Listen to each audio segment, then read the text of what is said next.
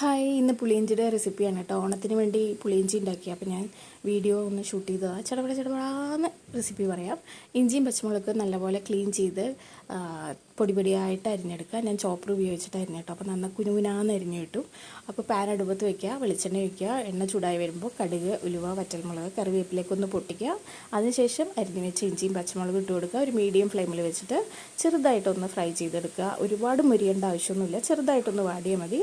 ആ സമയത്ത് ഞാൻ പുളി കുതിരാൻ ഇട്ട് വെച്ചിട്ടുണ്ടായിരുന്നു കേട്ടോ. അത് നല്ലപോലെ പിഴിഞ്ഞ് അരിച്ചെടുക്കുക.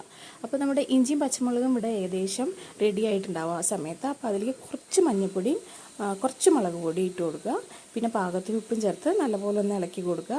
അതിൻ്റെ പച്ചമണം മാറുന്ന സമയത്ത് നമ്മൾ പിഴിഞ്ഞ് വെച്ച പുളി ഒഴിച്ച് കൊടുക്കുക. നല്ലപോലെ മിക്സ് ചെയ്യുക. പിന്നെ മധുരത്തിന് ആവശ്യമായ ശർക്കര ഇട്ട് കൊടുക്കുക. എനിക്ക് എൻ്റെ പുളിയിഞ്ചിയിൽ അത്യാവശ്യം മധുരമാണ് കേട്ടോ. അപ്പോൾ ഞാൻ 2-3 വെച്ച് ശർക്കരയൊക്കെ ഇട്ടു. പിന്നെ നന്നായിട്ടൊന്ന് കുറുകി വരുന്ന സമയത്ത് ഗ്യാസ് ഓഫ് ചെയ്യുക.